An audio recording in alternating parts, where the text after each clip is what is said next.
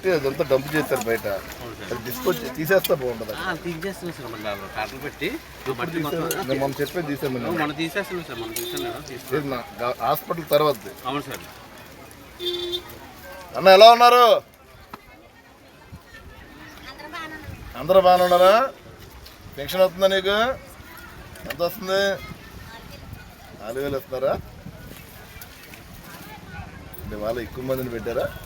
రోజు ఇంతేనా? మొత్తం 13 గ్రూపులు సార్. 12 గ్రూపులు ఇక్కడే చేస్తాం.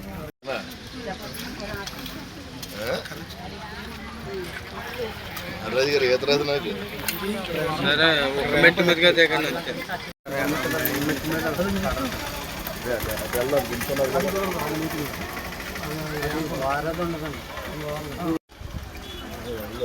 అడ్మిన్ చేసుకుంటూ వస్తున్నారా? లైన్ కూడా చూసారు అక్కడ గ్రాస్ అది సెట్ అవుతుంది. ఎందుకంటే తాగే నీరు పొలాసీలోకి వస్తున్నాయి కదండి. అయినా తాగుతలేదు. నచ్చపడి తెచ్చుకోవాల్సి వస్తుంది. ఇప్పుడు డ్రైనేజ్ అనుకుంటే ఆ నీరు నుంచి తాగుతూ ఉంటాయి.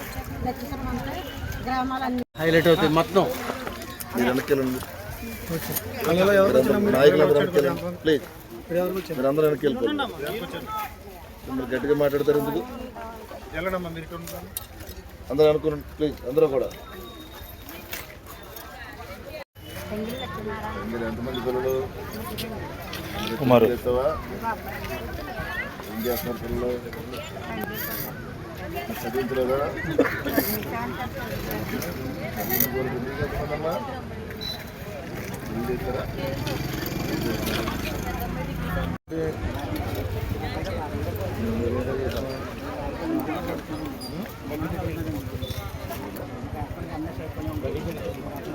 తల్లి బాగుంది వచ్చింది. మిడిల్ ఏజ్ ఉందా? అలా ఏంటంటే అందరూ పెట్టుకున్నారు. దానికి ఏముంది?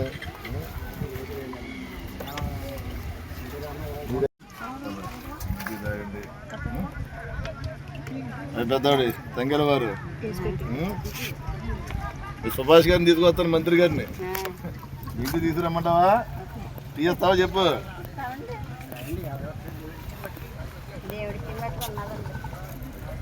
ఇయే కదా మడిగింది. టీకి మరి దేవుడు కావాలంటే బాబు కుమార్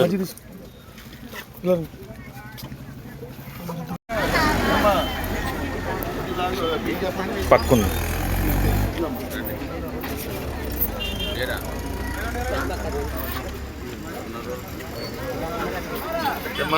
పెడతారు ఇంకా ఓపెన్ చేస్తారు. సరే డిపార్ట్మెంట్ కూడా చెప్పారు.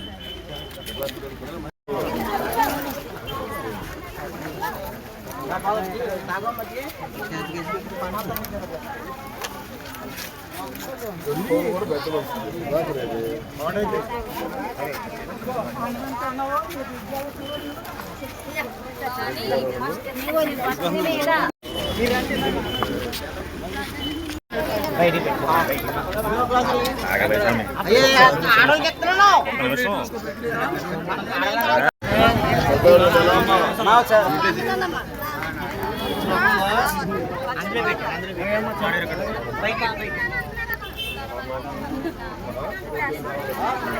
మాట్లాడొద్దండి ఒకసారి.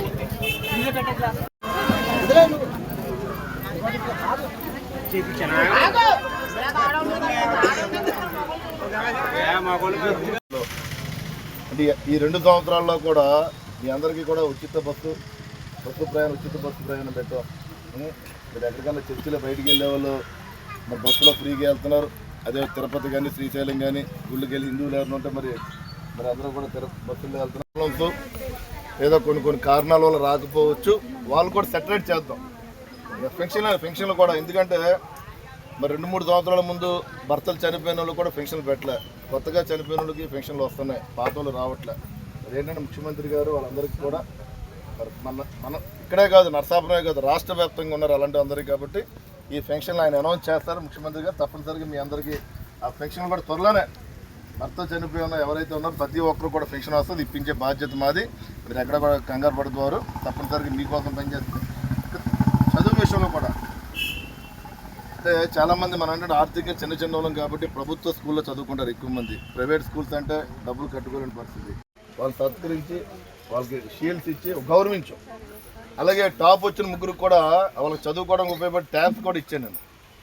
అంటే వాళ్ళని ఎందుకు చేశానంటే వాళ్ళని అవేర్నెస్ చేయాలి, వాళ్ళ ఎడ్యుకేషన్ పరంగా కూడా వీరి ద్వారా మిగతా పిల్లలు కూడా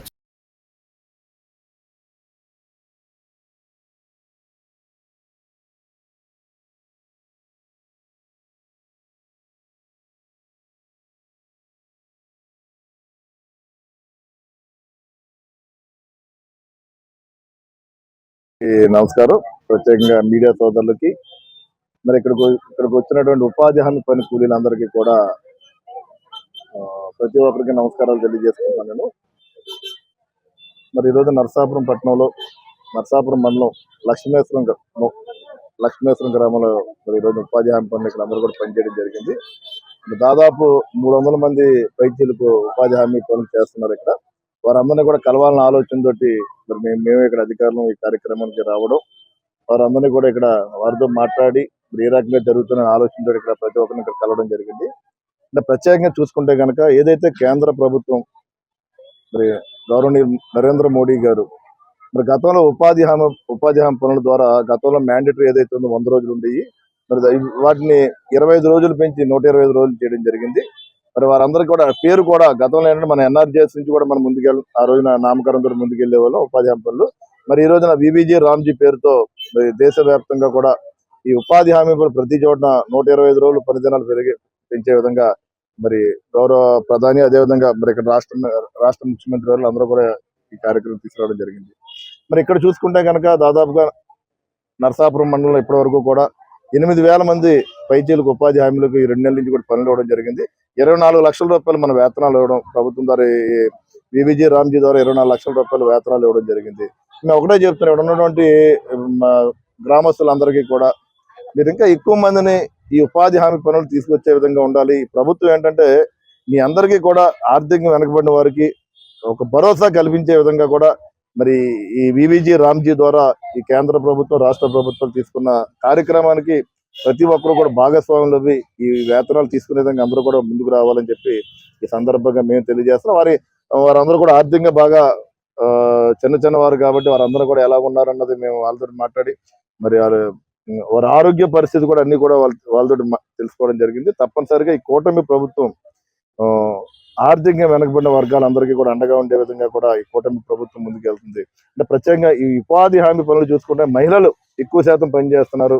మహిళలను కూడా ఈ కూటమి ప్రభుత్వం ద్వారా గౌరవ ముఖ్యమంత్రి చంద్రబాబు నాయుడు గారు, అదేవిధంగా గౌరవ పవన్ కళ్యాణ్ గారి యొక్క నాయకత్వంలో మరి మహిళలకు మేము ఏదైతే ఆ రోజున ఎలక్షన్ ప్రక్రియలో చెప్పినటువంటి మేము వాళ్ళకి ఏదైతే ఉచిత బస్సు ప్రయాణం కానీ, అదేవిధంగా గ్యాస్ సిలిండర్లు కానీ, మరి పిల్లల చదువు, తల్లికి వందనం కూడా ప్రతిదీ కూడా వారికి అండగా ఉండే విధంగానే మరి ఈ కూటమి ప్రభుత్వం ముందుకెళ్తుంది. తప్పనిసరిగా మహిళలనే కాదు, ఆర్థిక వెనకబడిన ప్రతి ఒక్కరిని ఈ కూటమి ప్రభుత్వం అండగా ఉండే విధంగా ఉంటుందని చెప్పి ఈ సందర్భంగా తెలియజేసుకుంటే ఈ కార్యక్రమానికి వచ్చిన అందరికీ కూడా డిపార్ట్మెంట్ కానీ మరి ఇక్కడ ఉన్నటువంటి లీడర్స్ కి, కూటమి నాయకులకి అందరికీ కూడా నేను నమస్కారాలు తెలియజేసుకుంటూ